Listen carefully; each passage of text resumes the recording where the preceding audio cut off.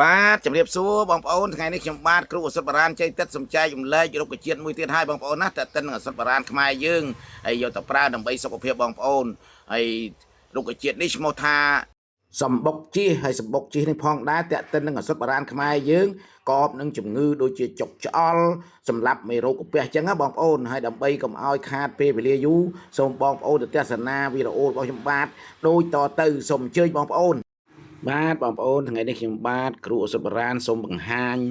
រុក្ខជាតិមួយទៀតហើយកាលមុនខ្ញុំបង្ហាញបងប្អូនពីរុក្ខជាតិសម្បុកជះទឹកឥឡូវនេះសម្បុកជះយើងនៅក្នុងព្រៃលើគោកបងប្អូនហើយបងប្អូនមើលឲ្យច្បាស់ទៅលក្ខណៈមិនដូចមុនទេបងប្អូនស្លឹកនោះវាដុះ3មានខ្លះដុះ4អាទូចក្តៀបនឹងមាន4ខ្លះដែរយូរមានម្ដងតែចំពោះសម្បុកជះនេះបងប្អូនណាជាលក្ខណៈទល់ទងបងប្អូនមើលទៅហើយស្លឹកស្រដៀងគ្នាទេក៏ប៉ុន្តែស្លឹកនេះមានលក្ខណៈទល់ទងបងប្អូនមើលឲ្យច្បាស់ទៅមុននឹងឈានទៅលោកគ្រូប្រាប់ថ្នាំដើម្បីសុខភាពបងប្អូនក៏ប៉ុន្តែរុក្ខជាតិនេះវាត្រូវនឹងជំងឺដូចគ្នាទេបងប្អូនណាវាសម្បុកជះដូចគ្នាគ្រាន់តែមួយនៅទឹកក៏មួយនៅក្នុងព្រៃលើគោកចង់និយាយចឹងណាបងប្អូនហើយសម្បុកជះនេះផងដែរបងប្អូនណាវាកប់នឹងជំងឺក្រពះចុកឆ្អល់បើសិនបងប្អូនចុកឆ្អល់ហើមពោះហូបអីបន្តិចឆ្អល់ហូបអីបន្តិចហើមពោះហ្នឹងបងប្អូនយក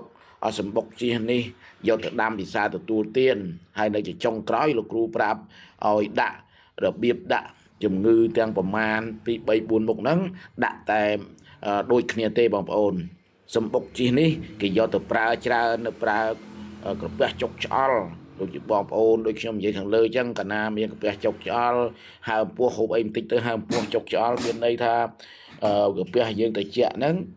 យើងយកទៅហូបទៅវាកប់នឹងជំងឺក្រពះចុកឆ្អល់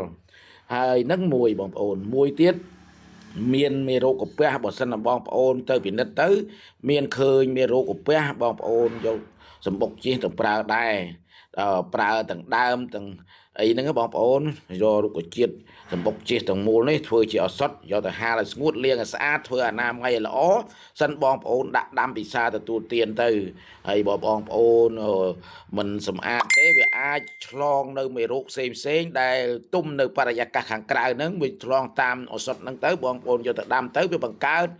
មេរោគពេលដែលយើងហូបពិសាទទួលទានទៅបង្កើតមេរោគផ្សេងទៀតអញ្ចឹងវាប៉ះពាល់សុខភាពយើងហើយមុននឹងបងប្អូនយកទៅប្រើបងប្អូនលាងឲ្យស្អាតហើយយកដាក់ដាំពិសាទទួលទានទៅធ្វើឲ្យថ្នាំជាឱសថ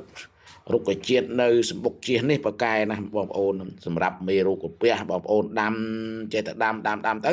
ធ្វើឲ្យបាត់មេរោគកាពះដោយអត់ដឹងខ្លួនទេបងប្អូនលែងកើតនៅវិញហើយហ្នឹងទី2បងប្អូនណាទី3ជំងឺសរសៃប្រសាទរវើរវាយបើសិនជាមានបងប្អូនឬក៏អ្នកចិត្តខាងបងប្អូនធ្វើចែកជាធម្មទានទៅឧទាហរណ៍ថាអ្នកជំងឺយើងសម្គាល់មើលឃើញថានិយាយតែម្នាក់ឯងដើរនិយាយដើរល្អូឆាប់ខឹងធ្វើអីបន្តិចយើងនិយាយបន្តិចឆាប់ខឹងគុំមូម៉ៅដេកមលក់បត់លហើយដើរតែល្អូម្នាក់ឯងនិយាយតែម្នាក់ឯងនឹងហើយជាជំងឺសរសៃប្រសាទហើយឲ្យគាត់ដាក់ឱសថនេះទៅប្រើទៅហើយប្រើទាំងអស់ទាំង3មុខខាងលើហ្នឹងបងប្អូនប្រើ25ក្រាមទៅ30ក្រាមដាំពិសាទទួលទានស្ងួតប្រើ25ក្រាមទឹកប្រើ30ក្រាមបងប្អូនណាយកទៅពិសាទទួលទានដូចខ្ញុំនិយាយចឹងធ្វើអនាម័យឲ្យស្អាតផងបងប្អូនដើម្បីកុំឲ្យមានមេរោគផ្សេងចូលវាទៅសង្កត់រោគរឿងឆ្លងរោគគាបជាធិយើងតទៀតតែយើងធ្វើអនាម័យល្អថ្នាំយើងក៏ប្រកែដែរអញ្ចឹងចង់និយាយចឹងបងប្អូនហើយបើបងប្អូនយកទៅដាំទៅប្រកែណាឲ្យរុក្ខជាតិទាំងអស់នៅលើភពផែនដីអេសីយើងពីដើមបងប្អូនគេប្រើរុក្ខជាតិតែមួយទេបើមានរោគ2រោគគេប្រើរុក្ខជាតិទី2ក៏ប៉ុន្តែបើសិនជារោគ2នេះពាក់ព័ន្ធនឹងដើមឈើតែមួយគេប្រើតែមួយនឹងដែរបងប្អូនណាឧទាហរណ៍ថាកាពះពោះវៀនចុកឆ្អល់វាមានមេរោគកាពះទេគេប្រើតែមុខហ្នឹងទេបងប្អូនដូចខ្ញុំនិយាយឧទាហរណ៍បងប្អូនស្ដាប់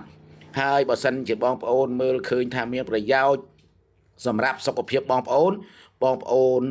ចុច like ចុច share ចុច subscribe ឲ្យលោកគ្រូបានអ្នកមួយផងបងប្អូនថ្ងៃក្រោយលោកគ្រូដើរតាមវាលដាច់ស្រយាលក្រំព្រៃភ្នំក្រំថ្ម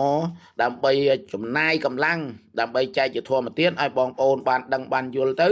វាបងប្អូនយកទៅប្រើទៅ វាអត់ខាតថវិកាក្នុងផ្ទះបងប្អូនផងហើយសុខភាពដូចខ្ញុំនិយាយមុនវីដេអូមុនអញ្ចឹងជាសម្បត្តិមហាសាលបើយើងអត់មានសុខភាពកើតទុកក្នុងអង្គប្រាណណាបងប្អូនហើយនៅចុងក្រោយនេះខ្ញុំបាទសូមជូនពរបងប្អូនសូមឲ្យបងប្អូនសុខសប្បាយគ្រប់គ្នាមានសុភមង្គលគ្រប់គ្នាហើយអាយុវណ្ណៈសុខៈពលៈកំបីគ្លៀងគ្លេតឡាយគណៈពេលនេះខ្ញុំបាទគ្រូអសុទ្ធបរានជ័យទឹកសូមគោរពសូមជម្រាបលា